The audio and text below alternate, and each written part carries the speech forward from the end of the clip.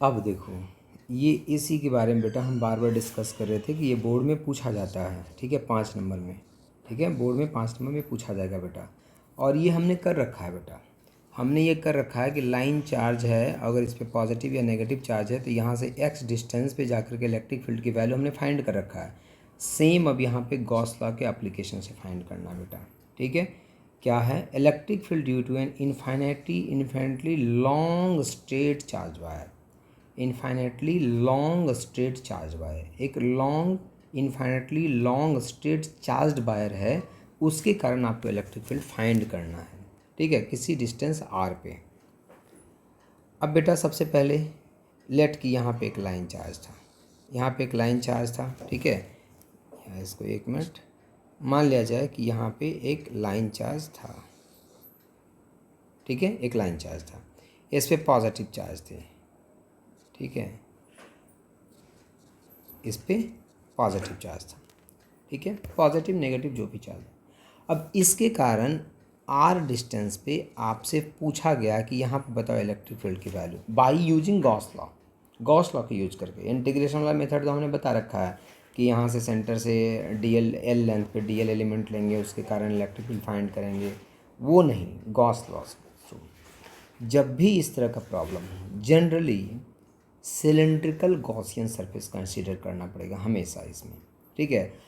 अगर ये are radius, are distance पे, यहाँ से आर डिस्टेंस पे अगर पूछ रहा है गॉस लॉ के अकॉर्डिंग हमें पूछा है इलेक्ट्रिक फील्ड, हम क्या करेंगे बेटा, आर डिस्टेंस मतलब आर रेडियस का हम यहाँ पे गॉसियन सरफेस कंसीडर करेंगे सिलेंडर, इस तरह से आर रेडियस का हम लेट, ये लॉन्ग वायर है बेटा, ठीक है, आर रेडियस का हम एक गॉसियन सरफेस, जिस डिस्टेंस पे आपको निकालना था वो रेडियस लेते हुए, और ये जो लॉन्ग वायर था इसको एज ए सेंट्रल एक्सिस लेते हुए हमने क्या किया, एक सिलेंडर कंसीडर कर लिया। यहाँ पे क्या करिए, हमने सिलेंडर कंसीडर कर लिया।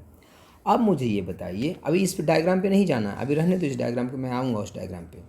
अब मुझे ये बताइए बेटा कि अगर हम आपसे पूछें कि ये पॉजिटिव चार्ज है वायर पे, तो अगर इसके कारण यहाँ पे इलेक्ट्रिक फील्ड का वैल्यू, इलेक्ट्रिक फील्ड किस डायरेक्शन में होगा, तो बोलोगे सर रेडियली आउटवर्ड इस डायरेक्शन में होगा सर, ठीक है, रेडियली आउटवर्ड।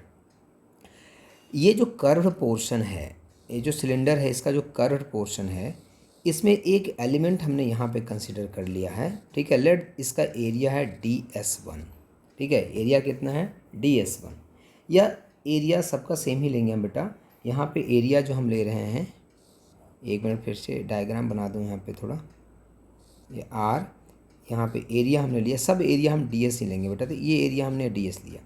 लेट कि इसके कारण इस पॉइंट पे इलेक्ट्रिक फील्ड की वैल्यू कितनी हुई बेटा, E, इलेक्ट्रिक फील्ड की वैल्यू कितनी हुई, E हुई इलेक्ट्रिक फील्ड की वैल्यू, ठीक है।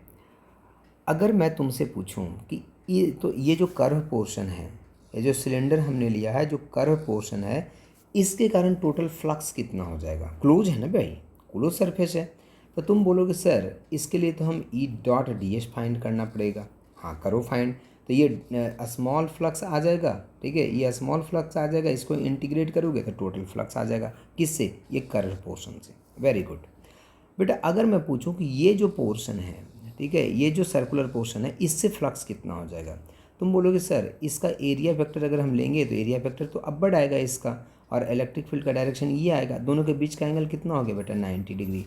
और फ्लक्स में तो हम जानते हैं E.ds होता है, E.ds मतलब E.ds cos theta, theta equal to 90, flux equal to 0। मतलब चाहे आप यहाँ की बात कर लें, इस सरफेस की बात कर लें, या नीचे वाले सरफेस की बात कर लें बेटा, यहाँ पे भी जब एरिया लेंगे तो वो इस डायरेक्शन में उसका एरिया वेक्टर आएगा, इलेक्ट्रिक फील्ड, तो इलेक्ट्रिक फील्ड तो रेडियली आउटवर्ड ही आना है, दोनों के बीच का एंगल, तो फ्लक्स इक्वल टू 0। मतलब कि यहाँ पे जो फ्लक्स होना है बेटा, ये जो कर्व पोर्शन है, ठीक है, यहीं से फ्लक्स मेजर करना है, जो ऊपर वाला सर्कुलर पोर्शन ये दोनों है ऊपर नीचे, इसके कारण फ्लक्स की वैल्यू कितनी होनी है बेटा, 0 होनी है। इसके कारण फ्लक्स की वैल्यू कितनी होनी है बेटा, 0 होनी है, ठीक है। अब आइए डायग्राम पे, ये देखो यही किया है बेटा यहाँ पे, ठीक है, एक लाइन चार्ज है यहाँ पे, ठीक है, एक लाइन चार्ज है यहाँ पे, पॉजिटिव चार्ज दिखा रखा है आपको, ठीक है। अब क्या किया कि आर डिस्टेंस पे अगर आपको इलेक्ट्रिक फील्ड फाइंड करना था, तो आर को रेडियस लेते हुए एक सिलेंडर लिया इसने, आर को रेडियस लेते हुए क्या लिया है, एक सिलेंडर कंसिडर किया, ठीक है। एक सिलेंडर कंसिडर किया, आर को रेडियस लेते हुए, आर को रेडियस लेते हुए एक सिलेंडर कंसिडर किया यहाँ पे। अब इसने कहा कि हर एक पॉइंट पे अगर सिलेंडर हम देखें तो सिलेंडर का जो सरफेस होगा वहाँ हर एक पॉइंट पे इलेक्ट्रिक फील्ड क्या होगा, रेडियली आउटवर्ड। हर एक पॉइंट पे रेडियली क्या होगा, इलेक्ट्रिक फील्ड रेडियली आउटवर्ड होगा, तो रेडियली आउटवर्ड हो गया। बोला कि यहाँ पे 3 सरफेस हैं, कौन कौन सा सरफेस है, एक कर्व्ड सरफेस है जिसका नाम S3 दिया बेटा, एक ऊपर वाला सरफेस सर्कुलर पोर्शन है जिसका नाम S1 दिया है, नीचे वाला सर्कुलर पोर्शन है जिसका नाम S2 दिया है। तीनों सरफेस में एक स्मॉल एलिमेंट ds कंसिडर किया, सेम एलिमेंट ds।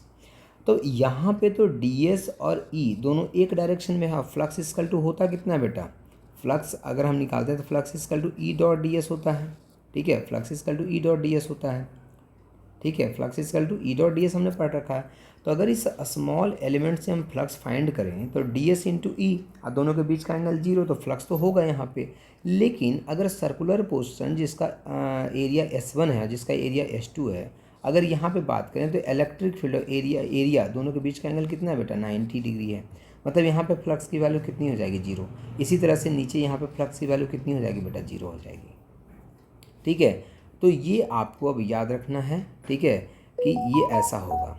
अब आइए आगे देखिए, अब देखो इसी सब को लिखा हुआ बेटा यहाँ पे, let us consider a thin infinitely long wire of uniform linear charge density lambda.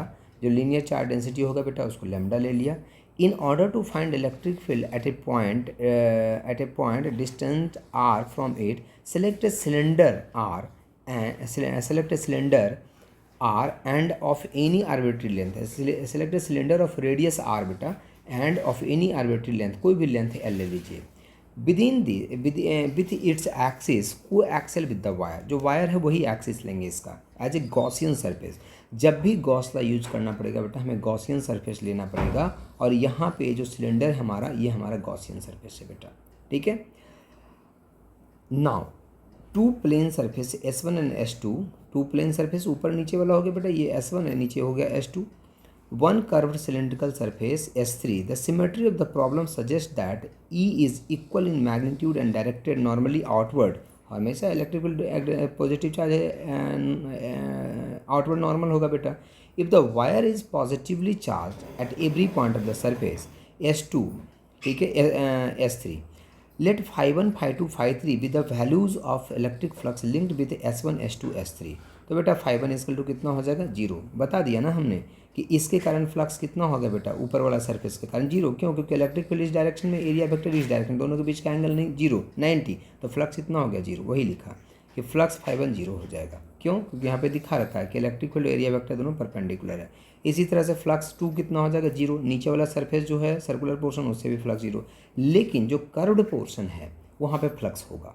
Flux की वैल्यू कितनी हो जाएगी, E dot D S, and E dot D S is equal to E D S cos 0 degree, cos 0 is equal to 1, so E D S हो जाएगा।